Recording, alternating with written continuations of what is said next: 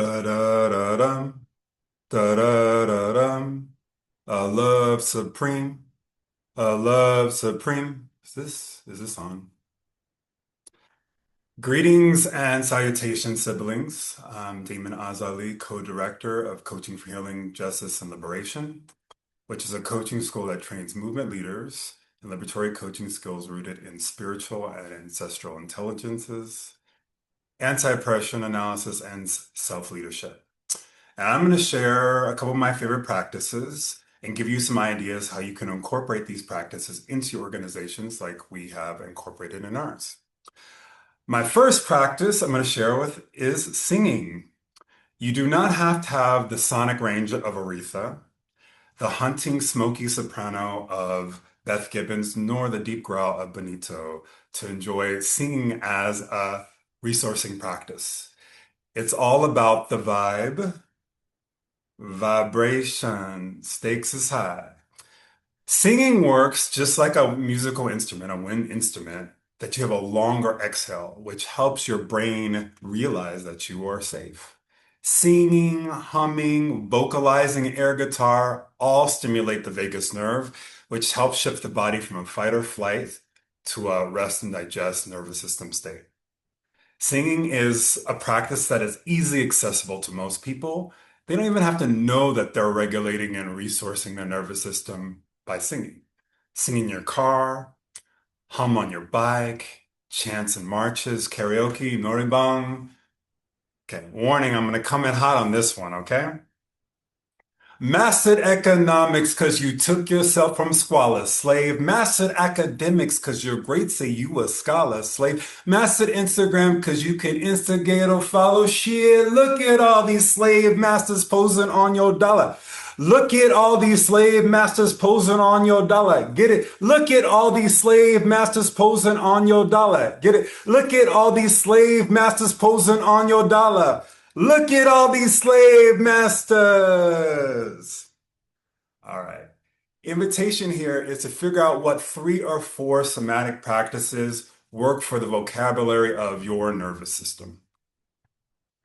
Back before the turn of the century, when I was in high school, one of my favorite bands was Rage Against the Machine. Tom Morello, rock guitar god, was the guitar player of Rage. And he said that he never had any musical talent. So how did he get to the level that he is? He practiced 8 hours a day without fail, no matter if he was sick, tired, whatever. You should make these practices that regular too. Kidding? Not kidding? These regulating and resourcing practices are not for just when your animal brain is calling the shots, when you are fighting or flighting. Getting reps when you're not activated resources you and helps you create a resourcing default. So regulating your nervous system not only helps you directly, but also in a secondhand smoke, puff, puff, pass, be a resource and a role model for your organization. So this one is for Tom getting his reps in. I have to edit it for time, so please forgive me. Some of those that work forces are the same that burn crosses. Some of those that burn crosses are the same that hold office. Ugh! Kill it in the name of. And now you do what they told you. Now you're under control. They justify those that die. You're wearing a badge. You're the chosen whites. Come on.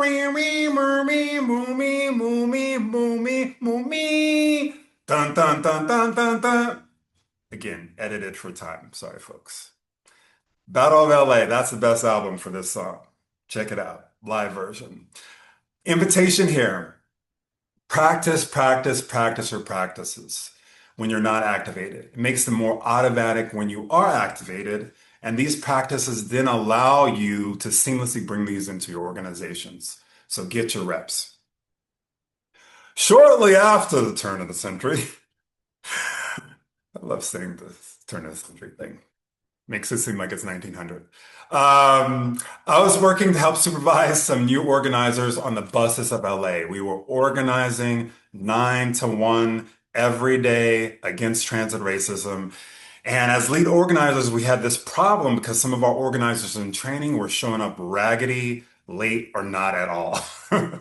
So anytime they were late, it would just delay the team going on. And also, sometimes they didn't even know what tactic we were organizing around. So I did what every good African traditional religion practitioner would do. As an organizing team, we consulted the Oracle. I know what you're thinking. Not the black grandma with the cookies in the Matrix. I'm talking about the Oracle of Ifa. It's a divination system for the Yoruba people in Nigeria. And Ifa told us that before we did anything, we had to make sure that our family woke up well. And in fact, one of the most common greetings in the morning in Yoruba land is, "How did you sleep?" So in this way, we can see if family members need more attention, if they're sick, if they're exhausted, not taking care of themselves. And then we can make adjustments to make their day more accessible to them. Particularly in times of collapse, we need to make sure that mentally, emotionally, physically, and spiritually that we are well. So we had a half an hour check-in before we headed out on the bus together. And to this day, in coaching for Healing Justice and Liberation, we have a 15-minute inspiring talk on Mondays to see how the family is and what's good, especially since we are spread across Tongva, Lenape, Chirwa, and Choctaw lands, and we only see each other in person maybe once a year. Our Tuesday meeting, we start with Flowers of From the Field, which really focuses on what our alumni is doing, how are they doing, what support do they need. Every month, we have a virtual team meal together. This last month, we talk about the efficacy of rage rooms and what skills we were trying to develop for the apocalypse. I'm working on archery. Other people are learning Arabic. For our alumni, there's so much more. Octavia Butler Book Club, reunions, coaching circles. The idea is here, what are all the different ways that we can bring people together in this time of disconnection and separation? So this song is for the traditionalist. Oriri mojo, oriri mojo. Abal moti muda, ifada kumak bakbe, oriri mojo. That basically says, Ifa, I asked you, my wish was for supporters, to people to help support me. Please don't forget my wish. So invitation here is check in with the family at least once a week, starting of the week, if not, even more often. Okay, next one. My family is in the process of selling its still intact structure in Altadena.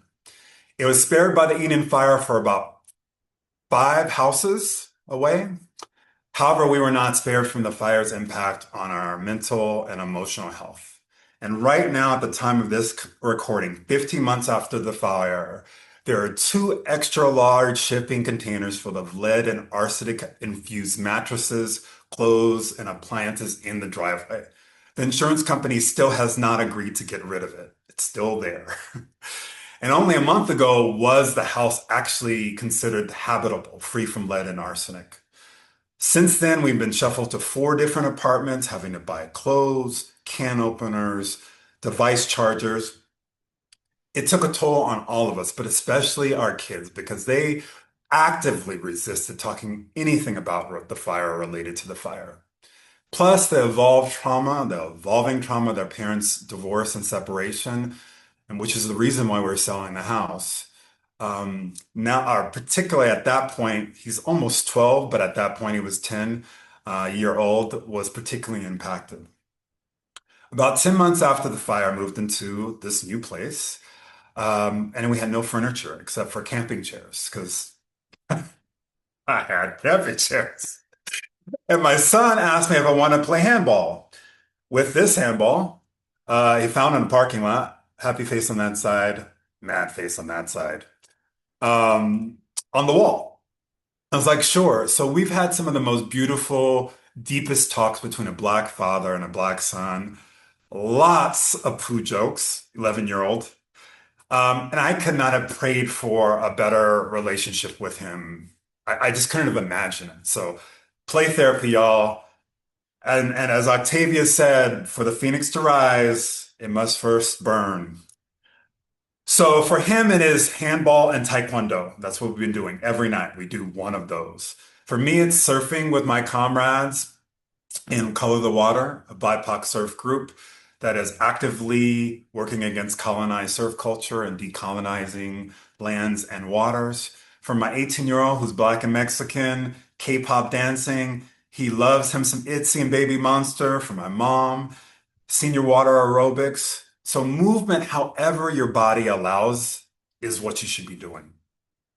And to remind y'all who are the fabulous in 40s and 50 and fit in 50s generation, we did this 20 years ago. Um, Left Wing, Kronstadt, LA Futbolistas. There were teams of social justice folks around Turtle Island playing football with non-oppressive, non-machismo rules after the social forums, after protests against the DNC and the RNC. So, what moves you? Is it queer fit? Is it walking amongst the tree elders? Is it doing kind of chair exercises like my mom does every morning? This song is for the kind of non-romantic family type love. Corazón, corazón, corazón, tú me estás llenando solo con verlo.